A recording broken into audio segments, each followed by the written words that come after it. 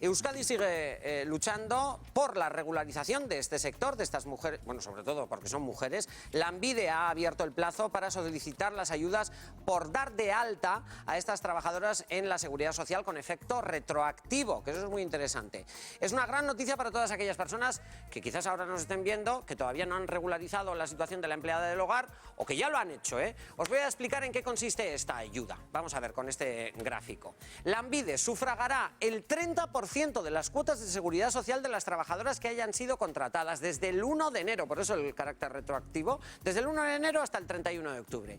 Y el Gobierno central pagará otro 20%. ¿Qué supone todo esto? Pues que las administraciones pagarán la mitad de la cuota durante todo un año. ¿Qué os parece esta medida? A mí me parece mal por una cuestión. ¿Mal? Porque, sí, a ver. Os explico por qué me parece mal. Explícanos. Porque las personas que antes tenían contratada una empleada del hogar en régimen especial, en el régimen especial de empleados del hogar, pero que estaban contratadas y que estaban legalmente hechas las cosas, y ahora siguen teniendo esa persona contratada, no gozan de ninguna subvención. Sin embargo, el que lo tenía sin declarar y ahora lo contrata, por blanquear esa situación, se le da una subvención. A mí eso me parece discriminatorio, por un lado. Es decir, de la subvención o le damos a todos o no le damos a nadie. Eso una cuestión. Y otra cuestión es que me parece que se ha perdido una oportunidad importante de regular el régimen de las empleadas del hogar. ¿Por qué? Y de regularlo bien. ¿Por qué? Porque las empleadas del hogar ahora es verdad que se va a cotizar, pero siguen sin tener paro. La indemnización que tienen no es la que le corresponde a un trabajador normal. Es decir, hay una serie de cuestiones que se ha perdido una oportunidad maravillosa. En este Real Decreto, que es del año 2011, de los últimos días del Gobierno del señor Zapatero, de 14 de noviembre, con el apoyo de los sindicatos, y sin embargo no se preocuparon de una cuestión tan importante como es regular el desempleo de las empleadas del hogar o las indemnizaciones que perciben en caso de ser despedidas. Ya, pues sí que hay algunas cosas, algunos flecos importantes para este sector de las empleadas. Iñaki. No, quería decir lo primero, que me parece muy bien todas las ayudas posibles, pero que sepa todo el mundo que a partir del 1 de septiembre a muchísimas empresas con gente que lleva cotizando años y años, se les van a quitar todas las ayudas, todas. Porque la gente que tiene 60 años se va a quedar sin ayudas, va a haber empresas que van a tener unos problemas de liquidez horribles. ¿Quién lo dice? ¿Qué boletín oficial lo dice? Eso, a partir del 1 de septiembre pero han quitado todas las... ¿En qué boletín oficial aparece? No lo tengo ahora aquí, pero... No, pero dinos, bueno, claro. Pues luego te llamo por teléfono luego y te lo digo, ¿vale?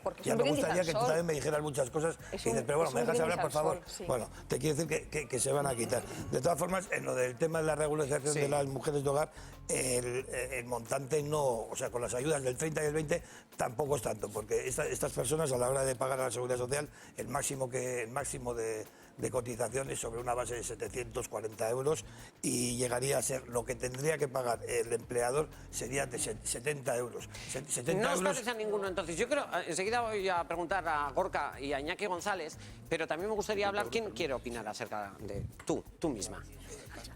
¿Qué te parece esta buena medida, dar subvenciones sobre todo a la persona que contrata a la empleada de hogar? ¿Esto puede favorecer a que, bueno, pues a toda esa gente que ha estado sin contrato, que se le haga un contrato? ¿O tú ves que no ayuda? Hombre, pero que hagan un contrato legal. No, sí, claro. Eso, en todas las consecuencias. O sea, sí, pero un contrato legal, sí. El día de mañana, pues que tenga una pensión. Ya. Bueno, mira, Paloma, que estabas diciendo el tema de la pensión. Claro.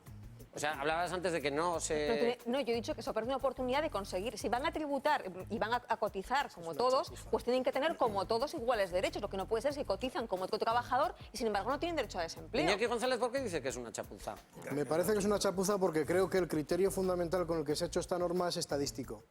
Se pretende tener a una serie de personas inscritas en la Seguridad Social con la perspectiva de reducir las cifras de paro y apuntar un mayor incremento de la afiliación.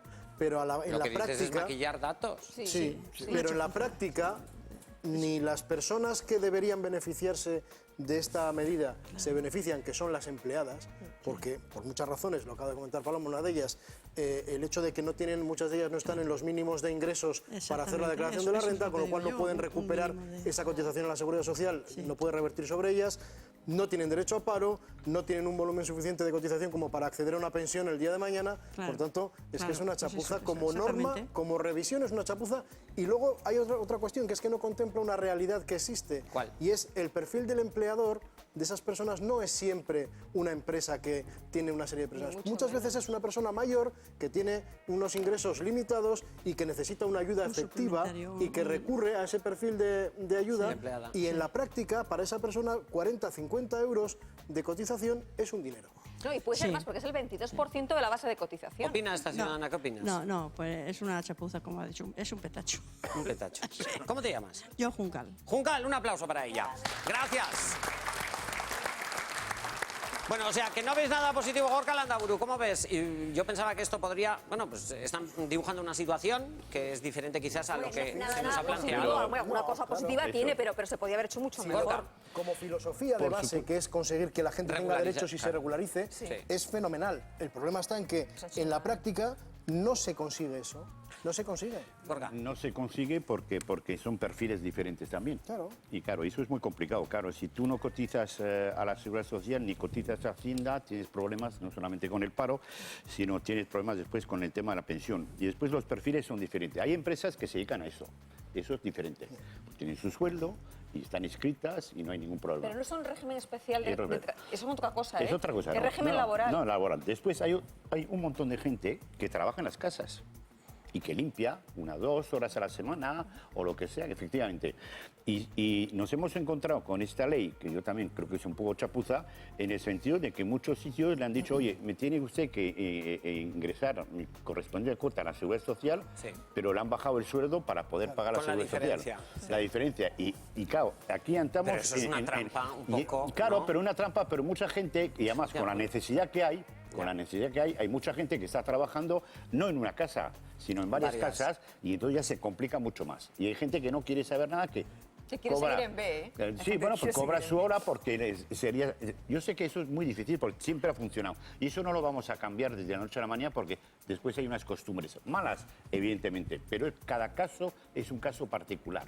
Y eso lo tenemos a nuestro alrededor, ¿no? Y es como, no tiene que ver, pero también como las personas que se ocupan de nuestros mayores. ¿Qué tipo de relación, qué tipo de contrato y qué casualidad son la mayoría de inmigrantes? Los vemos por nuestros pueblos empujando la silla y el carrito de nuestros tíos o abuelos, etcétera, etcétera. ¿En qué situación? Ahora, ¿todo eso cómo se hace? ¿Que paguen a la Seguridad Social? Sí, pero ¿qué es lo que cobran en compensación? Pues muy poco. Como bien ha dicho Iñaki, yo creo que es una tapadera de decir, vamos a agarrar y vamos a tener más gente cotizando a la Seguridad Social. Realmente es una chapuza porque ni está regularizado, ni se sabe si se van a cotizar a Hacienda, si no van a cotizar, no tienen derecho al paro. La inspección no está obligada a actuar, ¿eh? No está obligada. No. Tiene tantas lagunas que ni Es siquiera tiene consecuencias no cumplir la ley. en un principio, incluso cuando se dicen los ingresos, los pagos se harán en metálico, o sea, tiene una serie de cosas rarísimas. A lo que yo me refiero es que realmente, o sea, y que no les engañen a toda esta gente, que no les engañen, porque yo a lo que me refiero es, si por ejemplo una persona trabaja en 5 casas diferentes, el pago lo que les va a suponer al empleador van a ser 90 euros. Pagado entre 5 casas, simplemente estamos hablando de 12 euros. No es tanto. De todas formas, también diría a las empleadas de hogar de que hoy en día existen muchas empresas que están deseando coger gente, y que entonces sería mucho más regularizado, de tal forma ¿Entrar que... en una empresa? Claro, hay empresas que están ofreciendo bonos y servicios que oye, me coges un bono y tal, y te llevo tantos días, de tal forma que estarían totalmente regularizadas, y cubiertas. Tendrían vacaciones, tendrían paro y tendrían todo tipo de prestaciones. Bueno, mira,